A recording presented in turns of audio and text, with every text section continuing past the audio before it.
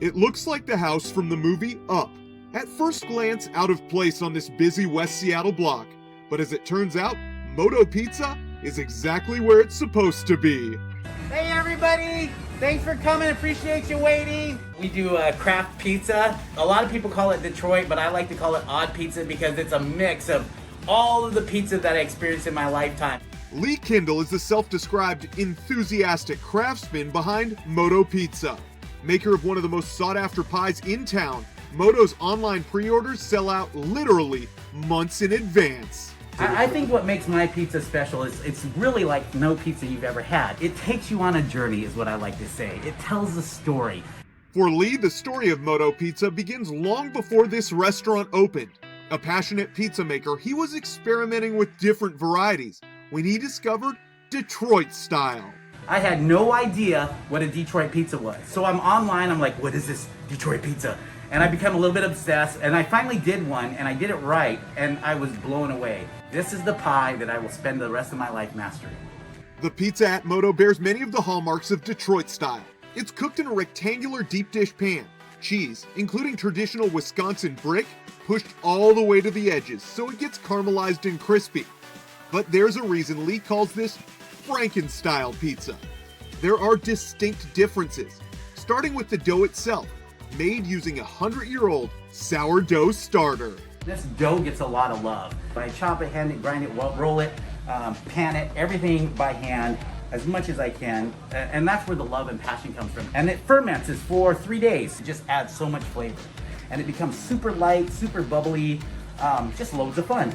That dough provides the canvas for all manner of traditional and experimental flavor combinations. It's more like I just try everything. I throw everything at the wall and see what sticks. My #1 seller, and that's kind of a nod to my mother, hi mom, and a nod to my culture, that's my Mr. Pig. It's a pork belly that is done Filipino style. And then I use a spicy sausage on it. And then I make my own sauce. It's a lime calamansi, which is a lime that's from the Philippines, and it's really bitter and kind of deep in flavor. So you have these crazy kind of sweet, salt, acid going on, and it's just a beautiful combination. So that's kind of my pride and joy. Wow. It's as good. No, you know what? It's better than I expected it to be. It's the real deal. Another option, the clam chowder. Chopped clams, smoked bacon, and onions, topped with beet clam chowder sauce and Lee's garlic chili oil crunch. That chili crunch packs a punch of flavor on just about anything, including, yes, house-made soft serve. If you're skeptical, well, so was refined assistant editor Abby Lushai. So we asked her to do a taste test. That's delicious. It works. Yeah, it's really good. It's really good. Yes, at MOTO Pizza, the flavors can be at times unexpected, even odd, but somehow they just work. Maybe that's because Lee makes everything with a sense of genuine joy.